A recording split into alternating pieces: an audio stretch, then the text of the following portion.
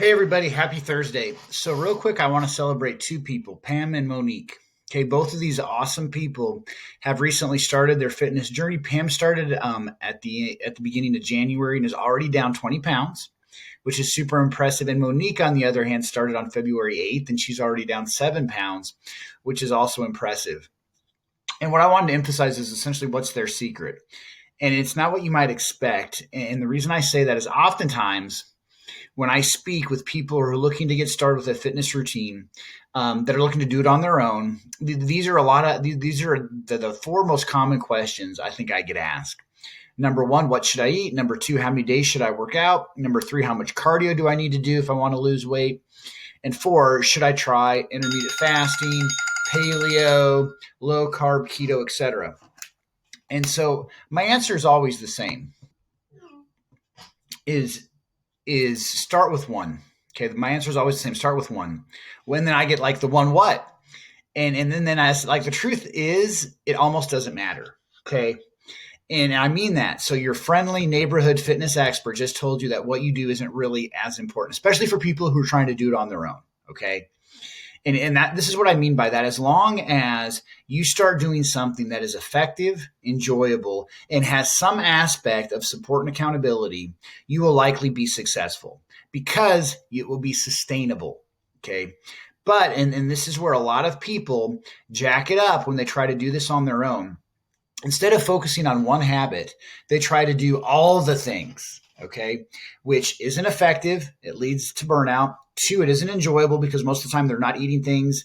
They're eliminating food groups and it's not sustainable. And three, there's pretty much zero support and accountability. Oftentimes the exact opposite. Their friends, family, like, oh, it's okay. You look fine. Here, have this. So my advice is always the same.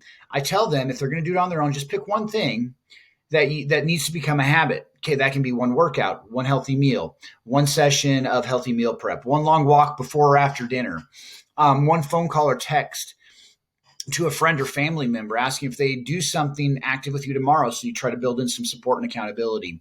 So the secret to getting started is simpler than you think. Okay, and maintaining it. Pick one thing and do it.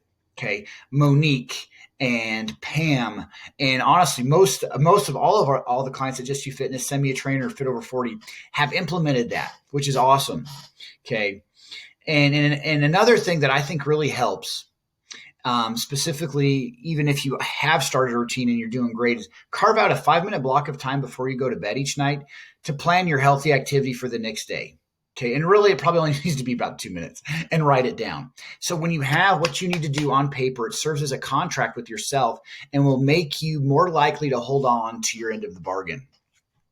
And when you look at that stinking piece of paper, okay, yes, I do this, the next morning, and you see only one thing to do, guess what? It'll make it a whole lot easier to follow through. Okay, so what's one thing you can commit to doing tomorrow that will move you closer to your goals? I would love to know. So there's some extra accountability there. I hope you have an awesome Thursday. Okay. And the verse of the day is Isaiah 55, 1-2. And it says, come, all you who are thirsty, come to the waters. And you who have no money, come, buy and eat. Come, buy wine and milk without money and without cost. You all better not buy wine and milk. Milk's okay, not the wine part. I'm joking. But anyway, why spend money on what is not bread and your labor or what does not satisfy? Listen to me and eat what is good, and you will delight in the richest of fare. So the context of this passage is that Israel has not been listening to God or following his ways. Okay.